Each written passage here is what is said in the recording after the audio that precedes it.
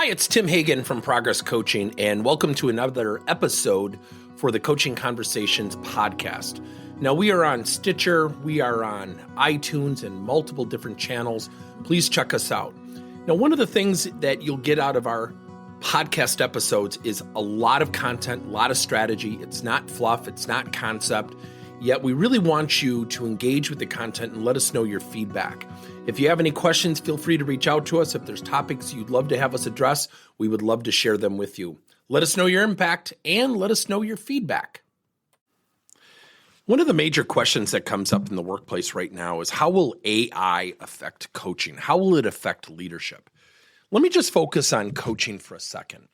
When we think about coaching, it's an investment in another person to make a decision. Often coaching can be misunderstood as it's my responsibility to get that person to change or improve. The coaching's responsibility is really to get the person to make the decision and take action on what they need to improve and change or want to improve and change.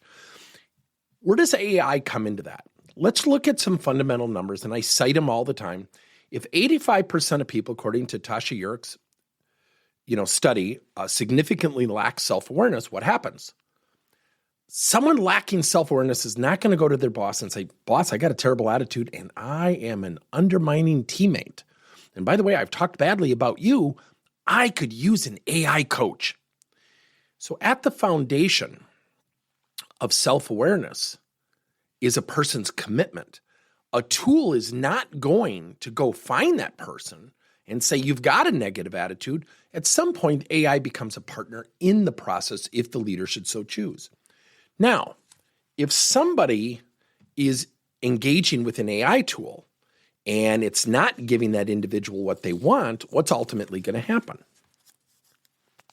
What's ultimately going to happen is that person is going to have a blind spot. They're not going to really look in the mirror and realize things, but they're going to go to an AI tool, and if they don't get what they want, they're going to say, "Well, this is dumb." And so I think what's going to happen is, and this sounds really oxymoronic, AI is going to drive more human-based coaching conversations.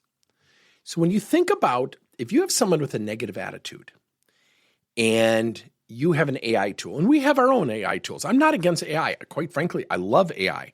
You might get an AI tool and say to your employee, "Every week I want you to ask 3 improvement questions as it relates to what you're working on."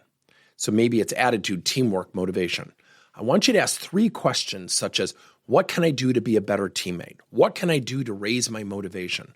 What can I do to help me discover my motivation and passion? Now the AI tool becomes your partner.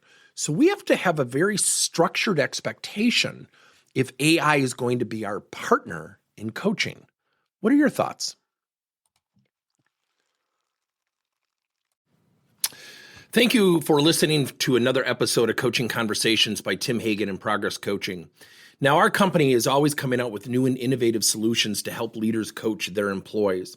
And recently, we just created a new service called Coach to You, where leaders can pick and choose topics and assign 7 to 21-day programs for employees to learn and, more importantly, apply actions and then reflect and share what they're going to do going forward as a result of the learning. It's called Coach to You. We're literally bringing coaching to your employees. If you're intrigued, we'll have a link in each one of our episodes where you can get more information. And again, thank you so much for listening to another episode.